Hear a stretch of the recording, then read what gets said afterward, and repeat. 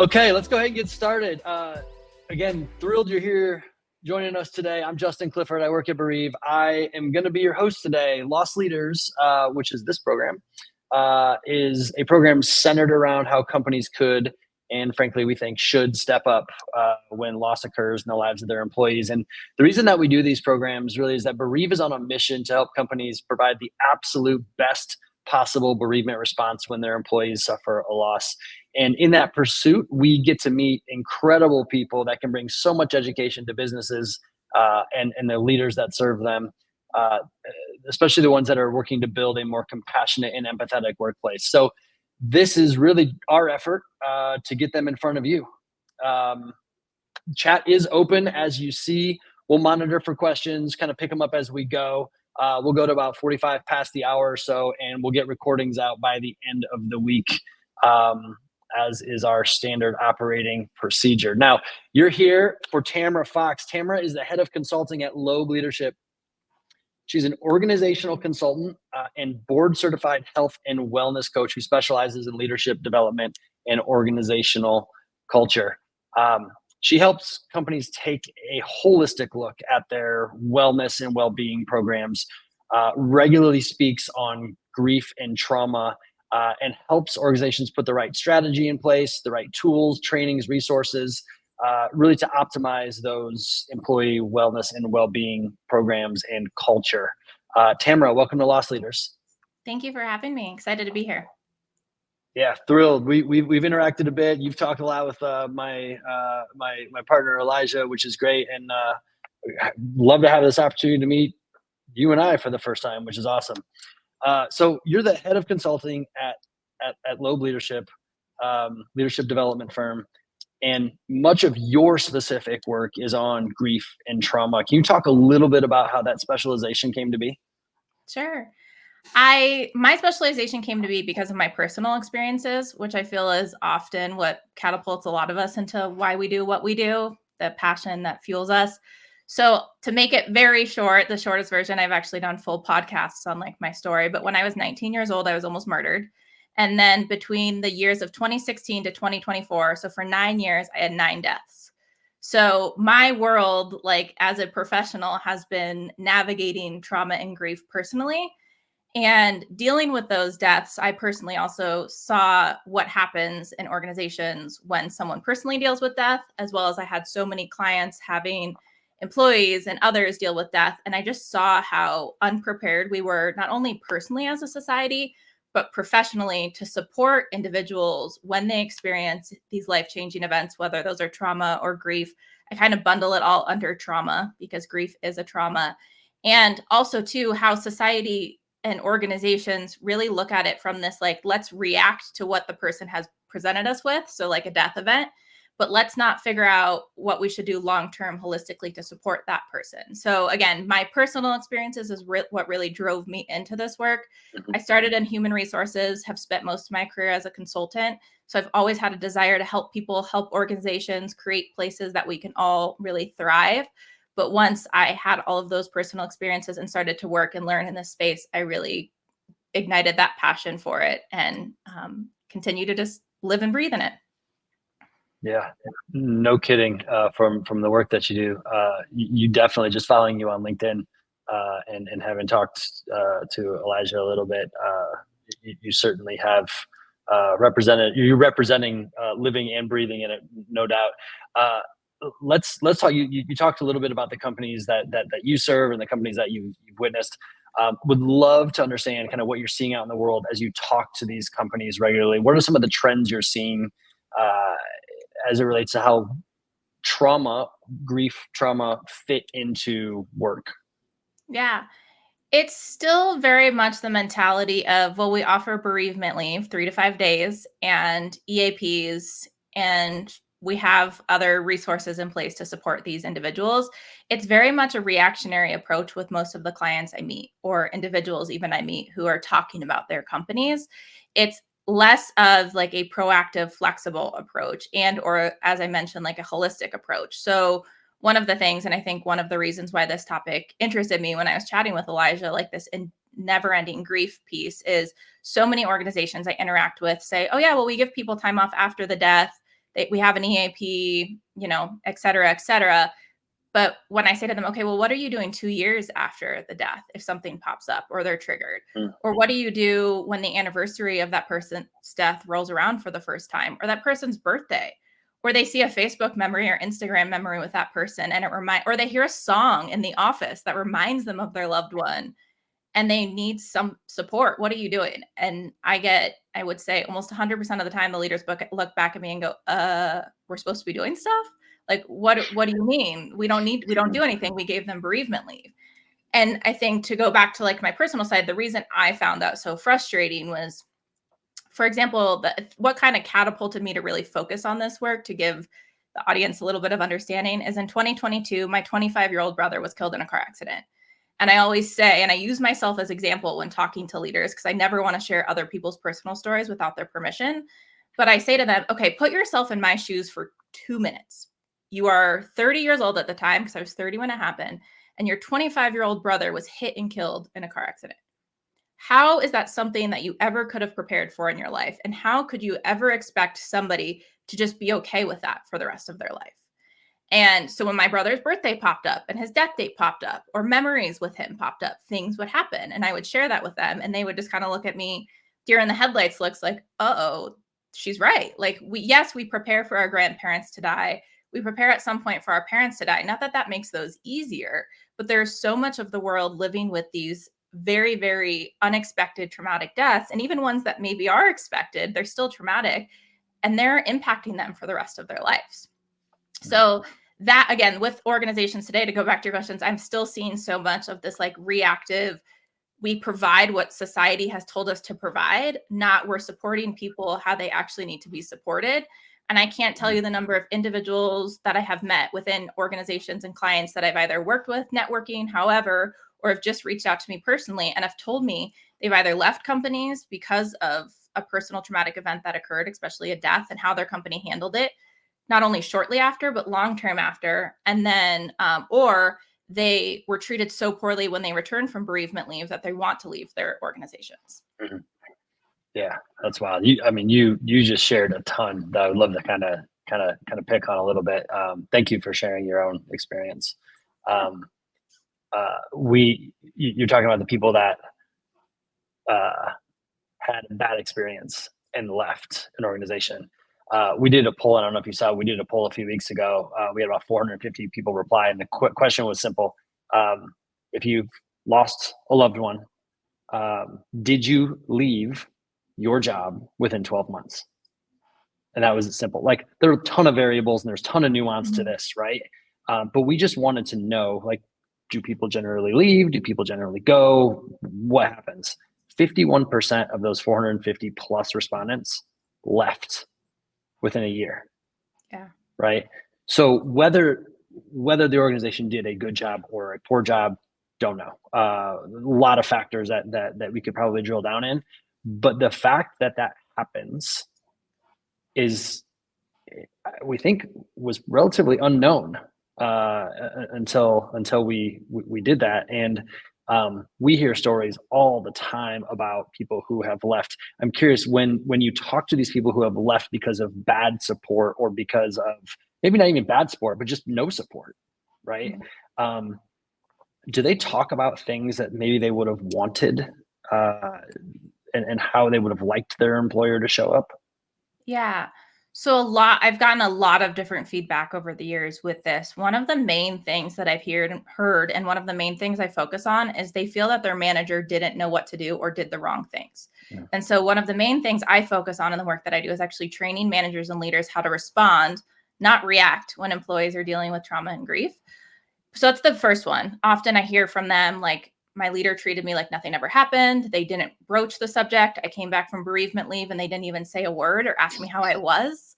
Like, I'll get that. I've had other individuals tell me topics like that have shared with me that, different religious holidays, I'm sure you all know this within your resources you provide, but different religious holidays have different observations for deaths. Like, I know in the Jewish religion, you have to sit Shiva for a week. I know in some religions, you have to travel with the body if it has to be transported at all.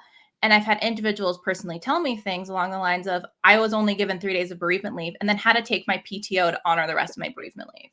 and they just felt disrespected by that. I've had other individuals tell me they didn't even get bereavement leave.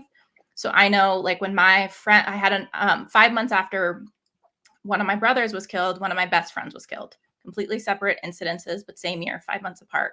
Under standard bereavement leave policies, I wouldn't be granted time off, paid time off for her death. And I've had other individuals tell me similar things where their company made them take PTO to honor somebody's death who was important to them. So that's another one. The biggest reason, kind of the biggest threat, is typically the manager. They felt that the manager didn't support them. They said the wrong things. They pushed them off to HR. They made them feel like they were some awkward person when they came back, and made them feel more isolated than making them feel like almost like they were some alien that had returned to the workplace, instead of actually sitting with them and realizing they had gone through one of the most difficult things in their life, and they probably needed their manager more now than ever. Yeah, those are great points, and very consistent with a lot of the things that we hear, and that manager reaction. And you mentioned two things specifically that we kind of tend to find that are two of the most critical moments as it relates to that workplace relationship, which is when the person tells their manager, and when that person comes back from leave, the reentry. We hear it over and over and over. Very similar to you. I want to talk about the reentry. I want to talk about like what managers can be doing. Before we get there, though, would love, like, when you think about the workplace and the manager reaction and how work shows up for people. Can you talk about why you think it's important to be able to respond in a supportive, compassionate manner that you just outlined in these rough, traumatic moments of life? Yeah, absolutely. So one, I mean, I'm sure you all know this, or many of the viewers know this too. One of the main reasons, it was the top reason for a while, and depending on the data, it varies, but one of the top reasons people leave organizations is because of their manager. So that manager-employee relationship is really critical, because that's the person who typically dictates in some ways what your experience within a workplace is like. Ideally, it is consistent within an organization when we think of culture, but sometimes it's not.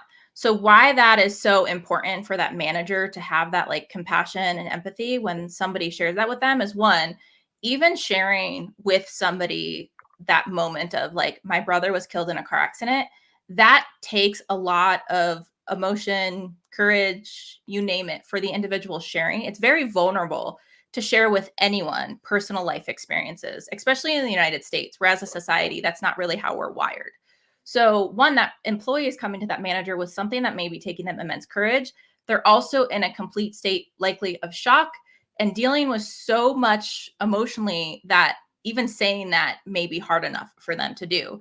And when their manager reacts and comes back with, well, we have an EAP, we offer bereavement leave, talk to HR, what that manager doesn't realize is they can be, not always, but can be unintentionally shutting the door on that employee for future conversation that requires empathy. Most of the time when I have asked employees, what would you have wanted your leader to say to you instead of, we offer an EAP or we have bereavement leave? Most of the time they say something simple like, I just wanted them to say, what can I do to help? Or what do you need from me? They get so frustrated when they get the canned, I'm sorry, I'm so sorry for your loss. I've had people tell me they've had leaders tell them they're in a better place, and they're like, why are you telling me these things? They're like, I just want you to hear me for a second. So that is the biggest thing often I've found is employees sometimes just want to be heard in that moment and not have a manager immediately jump to what they can provide, but give the employee space to ask for what they need. And I think so much we're wired, especially on larger organizations, they see this as a bigger issue. The bigger the organization, we're so wired to follow policies and compliance and structure that the managers may or may not have been trained to automatically jump to, here's what we offer, because they don't want to say the wrong thing. Yeah, it feels like you said may or may not have been trained, and I go immediately to have not been trained, just because most managers, and I say it all the time, most managers aren't trained on much and how to be managers, let alone how to have these conversations. You're talking about managers and kind of how they respond. Like, as a baseline, Like let's just grief trauma 101 baseline foundational stuff here. What do managers need to know about this topic? Yeah. So when an employee comes to them, regardless of what it is, what I encourage them to say is exactly what I said to you before. What can I do to help? Or what do you need from me as your manager to support you right now? Mm-hmm. And give the employee the opportunity to speak. Because what I have found when talking with organizations, individuals, whoever it is, people make assumptions when it comes to things like grief. They assume that the employee needs time off. They assume that the employee needs the EAP. They assume that the employee needs to talk to HR. Instead of giving that person the opportunity to advocate for what they need or ask for what they need. And when we assume things, especially when it comes to grief, we typically rely on our own personal experiences and what we would have wanted. And that may or may not be true for the person sitting in front of us. And as somebody, like I said, I've had 9 deaths in 9 years. So I have to catch myself even with this when I have team members share with me, they're going through items because I've been through a lot of it. I'm like, oh, I know how I can help them. I have to pause and sit and say, what can I do to help? What do you need from me? What can the organization do to support you? Those simple, like how and what questions give the employee space to speak. I think so often too, when I've talked with managers, they're like, well, I'm really uncomfortable in this topic. I'm uncomfortable asking questions. And then you're not asking questions about the person that died. You're not asking questions that kind of cross that HR line that could get the company in trouble. You're asking the employee to advocate for themselves so you can figure out how to best support them from there. Because the employee may look at you and say, I have no idea. I just want to take today off. Can I regroup with you tomorrow? And then you're at least giving the employee the chance to advocate for what they need. So that's the biggest thing is for managers just to pause for a second and not jump to, even if you are uncomfortable, that's okay. Like recognize and acknowledge that discomfort, sit with that discomfort, but say to the employee those questions of how, what do you need from me? How can I support you as your manager? And wherever they go with that, that shows you how you can either respond or find out from your organization what you can provide. Yeah, I love it. I love it. And I think one of the key phrases that I heard you say was, or might be paraphrasing here, is sit with it for a minute, right? Just be. It's really tough.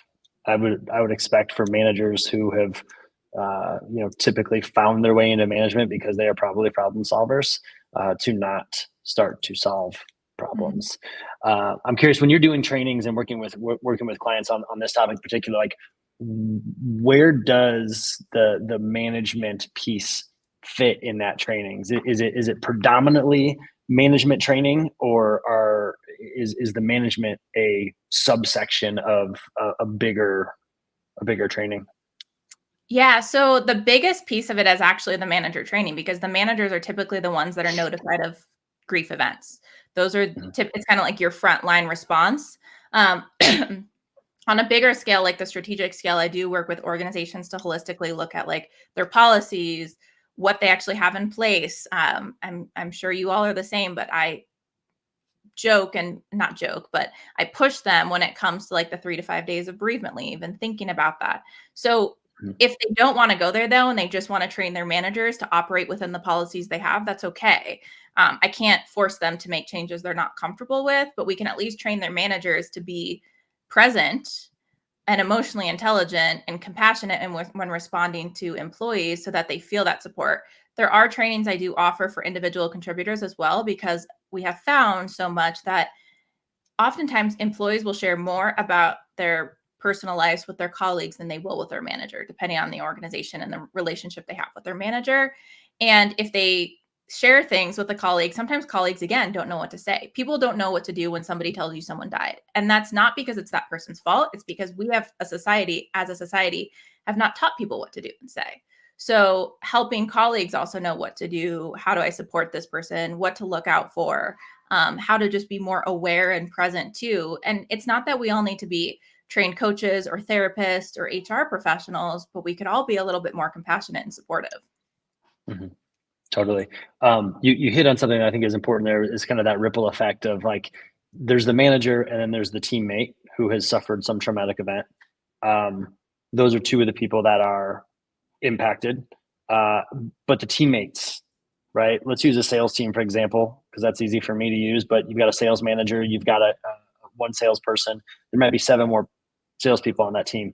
That salesperson might also work with the customer success team. They might also work with the product team. You've got all of these other parties that interact with that person. Can you talk a little bit about like how you would go about getting those people informed to a level that they could at least receive that person back from a leave, and then maybe even think about at least being reminded to understand where that person is coming from for the foreseeable future because of that event? Yeah. So one of the things when somebody first goes out, when they're ready to have a conversation about support with their manager, one of the questions I train managers to ask is, what would you like me to tell your colleagues, clients, and vendors about your time off, assuming they're taking time off? Because I have found that there are some people who are very introverted and very private. They're not, I always use myself, they're not like me who go on podcasts and talk about my personal life. They don't like sharing information. And when I have interviewed companies and individuals, I have found managers aren't asking that question, and they're telling others, clients, vendors who have teammates, that, they'd say, oh, Justin's out on bereavement leave. And so then Justin immediately gets flooded by his colleagues, his vendors, his clients with condolences, sorry for your loss. And then Justin comes back and people ask, how are you doing? Everybody kind of swarms and swirls. Versus you, Justin, may have been like, I didn't want anyone to know. I wasn't ready to share that personal life event yet. So the key thing and when anyone does go out on bereavement leave, is for the manager to ask that question of, what do you want people to tell me? Because some people just say, please tell them when I'm out on leave, and when I'm ready to share, I'll share. So then when that person comes back, it's kind of, again, welcoming them back into the workplace, the manager asking, what would you like me to share, or what are you comfortable sharing with the team? So that the manager can echo and reinforce that same message. Because if the person does say, I'm not ready to share anything yet, I'll let you know. The manager can say, all right, well, I want the team to at least be supportive or aware that you were out on leave. They're aware that you're on leave. Coming to having a conversation with them, what should I message? What should I echo to those teammates so that they know how to support you best? And if it's that employee is choosing, treat me like normal, let's pretend nothing happened, that's their choice. Again, that's what they need. It's removing, again, our assumptions that they need support. They need these additional layers from the team. But if they do come back and say, you can tell them I was on bereavement leave, I'll tell them who passed, then it's sharing with the team, okay, Justin's returning from bereavement leave. And then also asking from them too, what do you need from support? If managers had regular ongoing conversations with teammates, just in general, not only as their one-on-ones, but when they're coming back from bereavement leave, it would be very clear to them what they would need, because they'd be in constant communication. Because sometimes it may just be, okay, they need the afternoon off. So, sales team, Justin's going to be out this afternoon because he's taking some time off. And they'd have that extra layer of compassion. But it really starts with the employee. And once they tell us what they're comfortable sharing, the manager can then cascade that communication out in a way to the team so that they all understand where that employee is coming from. Yeah, that's awesome. And it feels like, what you're describing feels relatively simple to do. It seems inexpensive to do. You just have to know how to do it. And by knowing how to do it and then overcoming the discomfort of having that conversation. 100%. And is that fair? Oh, 100%. I tell organizations and leaders all the time, this is not rocket science. Like it's not that difficult. It's compassion, it's empathy, it's facing things that you may be uncomfortable with and handling situations that you may have never handled. But that's nothing that none of us have done before in our careers. We had to learn how to do everything we do at one point. And once you do it once, it makes it easier to do it in the future, and it makes it less uncomfortable in the future. Like that discomfort decreases the more that we handle these situations. And again, we're creating the space for people to want to stay instead of want to leave. Yeah. Yeah, it's amazing. I'm gonna throw Matt Trosky's question up here because it's before I move on from the team. He asks, what do you find in terms of coworkers stepping up meal trains, picking up work, checking in, and how orgs allow that or build it into the culture? What can orgs do to foster the organic human response? That's a great question, Matt. Thank you for that one. So with that, that's again, the employee needs to provide if that's okay with them. So as I shared before, sometimes when we do things like meal trains, picking up work, checking in, that's us placing our assumptions on how we want to support people or how we have supported people in the past. Not that it's right or wrong. It just may not be what the person wants. So if you have like resources like Bereave where you utilize different tools to support people after they've gone out on leave, asking them that you can ask them certain questions. You can go through things with them as their manager to understand, hey, sometimes we organize a meal train or the colleagues organize a meal train for their team. Are you comfortable with us organizing one for you? Give them the opportunity to say yes or no. Same thing with the picking up work. That has to be really something that the manager is kind of staying on top with, or they'll be if they share with their colleagues, the colleagues can understand, what do we do with that? How do we pick up and support work, sharing what's going on, but building that into the culture. Again, culture really comes down to, what do you prioritize and what do you create and what do you hold people accountable for within the organization? Like, what behaviors do you and do you not tolerate? So if you have a culture of compassion and caring, then that may be organic to how you operate. Oftentimes, though, what I've found, especially in larger organizations, how coworkers step up and support things like grief are very individualized to the team, and it's not ingrained in the culture, which is a huge disconnect. Because if you have one life event in one team and then transfer teams and have a life again event, and the teams handle things very differently, you're going to be like, does nobody care? Because the first time everybody stepped up, and this time nobody's saying anything.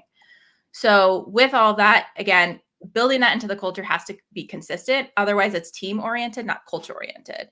And then that last piece, what can orgs do to foster the organic human response? I think the biggest thing is, first, they have to train their managers.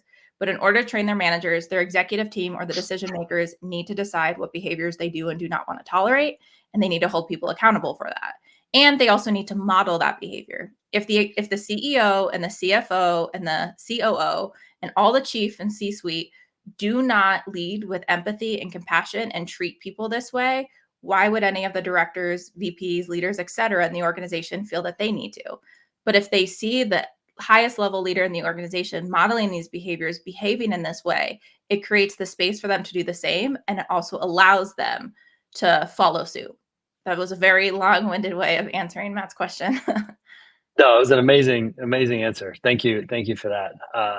That was great. The top down compassion and empathy. Like, you do what you see in a lot of cases, and what you see and hear from the people that you mentioned, the most visible people of the company, what you see and hear from them starts to establish the culture, whether you want it to or not, right? And we talk all the time with companies about how, just by rolling out Bereave, or even saying we're considering this company, like you're starting to make death okay to talk about at work, because right now it's really not okay to talk about in most places. Just like in 2019, mental health wasn't okay to talk about in most places. Companies went out and invested in mental health, predominantly driven by events in 2020, 2021. And now you hear people all the time talking about mental health as part of their well-being and wellness packages, right? So we think about that a lot, just in terms of like letting the leaders make things okay to talk about. And that is just I know for me, a mental health perspective, like when that started to be the case in my world, I felt a sense of relief that I could talk about those things. I could talk about other people's journeys, mental health journeys. I could talk about my own mental health journey, and it was okay to share. And anything traumatic on a voluntary basis, of course, but anything traumatic that happens with leadership, and how they handle those situations, are going to start to invite those conversations, which hopefully helps managers at least acknowledge that they're okay to talk about, and they don't have to outsource it to HR every time they come up. Yeah, 100%. And when I do the trainings too, oftentimes I will start with the executive team when they will allow, before training managers. I mean, listen, if an organization says we just want you to train our managers, I'll say to them, that's fine, but I will disagree with that respectfully, and here is why. But when possible, I will start with the highest layer within the organization to understand and enable them to roll it out to and model the way. Exactly what you're saying. Like the CEO showing This is not often too, like things like mental health, grief, these initiatives get bucketed into HR. It happened too with DE&I, where it's like, this is HR's responsibility. And it's like, HR does not manage your employees. HR is not the reason why people are leaving. HR are not the reason why people are happy and engaged here. HR helps facilitate these initiatives, but it's not their responsibility. This has to be an organizational initiative, and the CEO has to be backing it, supporting it, and communicating that out. And when organizations do that, there's a different change and a different ripple effect than organizations that push it to HR. Love that. I love it. Yeah, Tamara, you're our people. Hey, I want to come back to reentry a little bit for a second, because as I mentioned, we talk a ton about reentry being the second most critical moment of the trauma, in our case, the bereavement experience, and this obviously can be expanded. This question can be expanded for any traumatic reason for leave, right? Can you walk through some of the tips for leaders as they welcome teammates back to the office, or back to work if they're not in an office, after a leave of absence? Yeah. So ideally, they have some information on what the employee wanted to share before the employee went out, like with others, if they were private or less private, they'll have an understanding. So when they welcome the employee back, it's one, acknowledge that they're back from leave. And again, this can impact some company policies. You can't reach out until their first day back. Some ask you to reach out prior to the return. So you have to also follow what your company asks for in that regard. But when you welcome them back, ideally, if you can, in the morning of their return, have time on their calendar with them to sit down and say, all right, let's where would you like to start? Again, asking them, what do they want to start with? What do they want to share? Is there anything they want to share with you about either their time away, or do they want to jump right back into business? And if you're not getting much from them, you can ask them direct questions. Would you like to share anything with me about your time away? Is there anything you would like to talk about? Or would you prefer to focus on where we need to catch you up in the workspace? I think I've seen and learned that so many leaders just jump back into, okay, so this client did this while you're out. Justin focused on this for you, and he's going to they don't even say, check, do just a quick check-in with them. Like, do you want to talk about your time off? Do you not want to talk about it? And give them that choice. Because if they do want to talk about it, that opens up the door. So again, I use myself as example. If I come back from leave and say, I'm back from bereavement leave, my brother had a celebration of life this weekend, there are over 300 people there, like I start talking about it, then it opens up the door for the manager to ask other questions that I encourage them to also check in on an ongoing basis. One, like, would you like me to ask about your deceased loved one? So if I'm talking about my brother to them when I return, it enables the manager to say, I love that you shared that with me about Isaac. That's my brother's name. Is it okay if I ask you about Isaac in the future? Or would you prefer I don't ask you questions about him? Because so many managers and leaders, like we do in general as a society in America, once somebody dies, they no longer exist to everybody else. To the person who lost them, that person is still so much alive. I say this time and time again when I really talk about my personal stories on podcasts. I am very prominent about saying that I will never get over losing my 25-year-old brother. I will say that for the rest of my life. I will talk about him for the rest of my life. I will bring him up in scenarios and situations. Some people are very much like that. They want to keep their person alive. And when nobody asks about them, it feels so isolating. So again, sitting with that employee, having real conversations with them, even acknowledging your discomfort. If you are a manager or leader and it's your first time doing it, you can say, listen, I'm not used to navigating these situations. So I need you to help me. I need you to also understand that I'm doing the best I can. And I apologize if I say the wrong thing, because with grief, so I think more times than not, people tell me people said the wrong thing or they said nothing at all. And if they would have been acknowledged with, I'm going to try my best and I apologize in advance if I say the wrong thing, at least they're showing that person I'm trying and I care. So there's ways for them to, again, engage in conversations and have that person share with them, what do they need? Some people will say, I'm ready to jump back in. I want to take all my clients back. I'm good to go. What I have found, though, is that's not the case. And managers say, let's slowly integrate you back into your clients. Let's slowly move your workload back to you. And some employees don't want that. They feel that they're being punished for going out on leave or for having a difficult life event. Instead of, I know for me, and I have met many others, work actually helps me feel more productive. It helps me keep my mind clear. So many people actually want to jump right back into work and they prefer that. But then their managers know, like, no, we're going to slowly integrate you. It's like, well, am I being punished for taking bereavement leave? So having those authentic conversations, asking them what they need, asking them to provide context.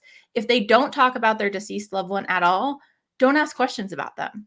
Let them lead. Use their language too. So if they start talking about their deceased loved one, that's their language and their entry to ask about their deceased loved one.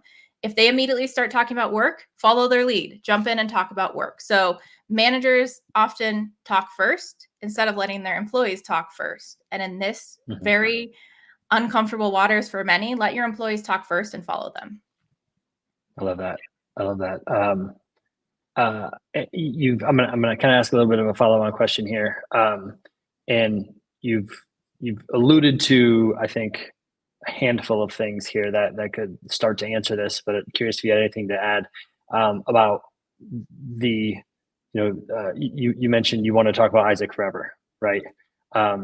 You want that to happen, and that could be part of supporting that grief indefinitely. When you think about that phrase indefinitely, that word indefinitely, how can organizations and leaders think about the indefinite support of teammates after a traumatic event? Yeah, it's one is creating the space that employees can even ask for what they need. I think that's the biggest thing is employees don't feel comfortable advocating for themselves within an organization because, again, I'm not expecting employers to go out there and just implement year-long bereavement like that. I get that that's not realistic from a business perspective, but people often don't need huge drastic things. When I've asked them, what do you need from like that regular ongoing support? Sometimes it's an afternoon off here. It's a day off there. Like it's not these huge asks. So when I say indefinitely, it's one, continuing to ask them what they need, checking in with them, but two, finding ways to create the space for them to advocate for what they need, which is really that culture perspective, that leader perspective. Otherwise, they're not going to do that. So I know for myself, I'm comfortable advocating and say, Isaac's death date is March 18th. That's a day I mark off on my calendar. It'll be a day I mark off on my calendar for the rest of my life, at least for now. His birthday is April 10th. That's often a day I mark on my calendar because my family will go celebrate him and honor him. Now, again, these aren't things that anyone should have to know about, but I also I posted about it on LinkedIn. I went to a wedding back in June it should have been a wedding Isaac was in, one of his best friends. I wouldn't have been invited to the wedding otherwise, but I went to that wedding in Isaac's honor. I came back from that and I was emotionally wrecked because, again, whoever expects to attend a wedding in their dead brother's honor in their 30s. Right. So that's the things I talk with and think through and sit with leaders and teams is when people are going through that, we can't manage their life. We can't know everything that's going to happen. It's not on the leader to always know the death date, always know birthdays, always know things, but it is on the leader to create the space so the employee feels comfortable saying, Isaac's birthday is this week. I'm going to take Wednesday off to honor him. And for it to be okay. Because if we could do that, this uncomfortability and stress around managing grief would diminish significantly.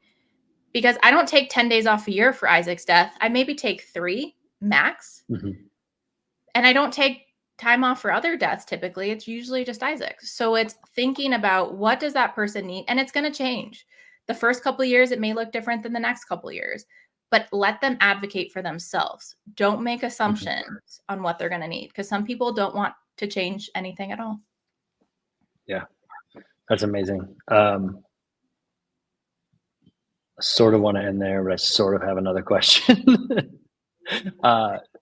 First of all, like I do just want to call out, like you've shared a lot about your personal experience, as you said, you do on a regular basis.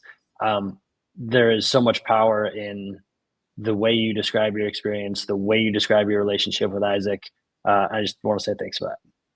Absolutely.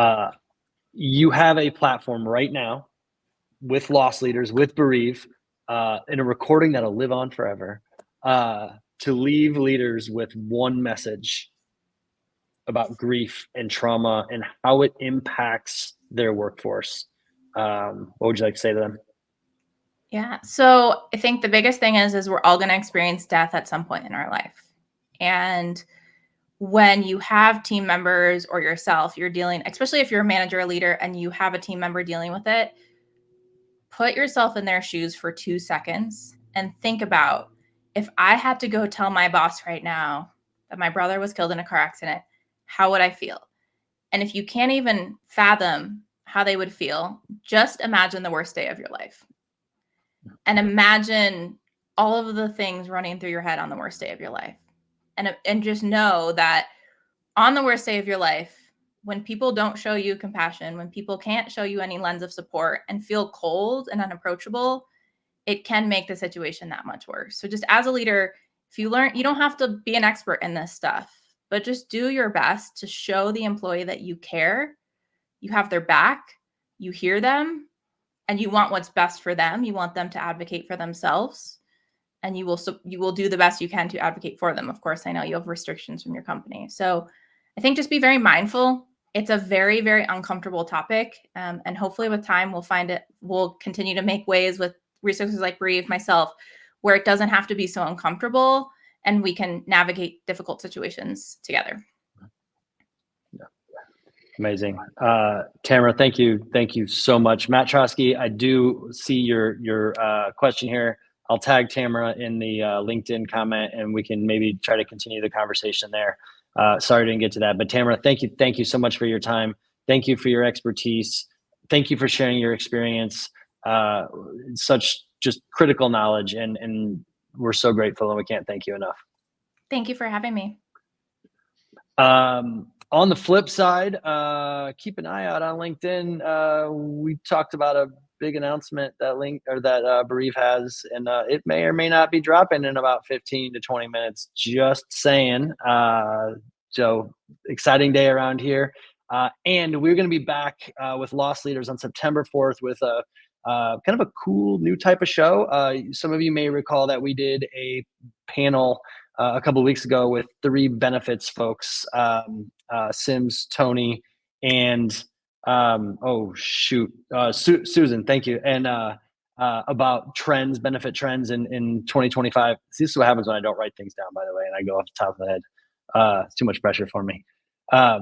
There was so much discussion about benefits in 2025 and wellness programs and all sorts of things that people asked us for more information. And what we're going to do instead is do an AMA, and Ask Me Anything, with the 3 of them. They're back. We're going to do that in a couple of weeks, and it's going to be a ton of fun. So join us then. Keep an eye out for those invites. Until then, be well. Tamara, thank you so much. Hopefully you can get out and get a hike today, but we'll talk soon. Sounds good. Thank you. Bye-bye.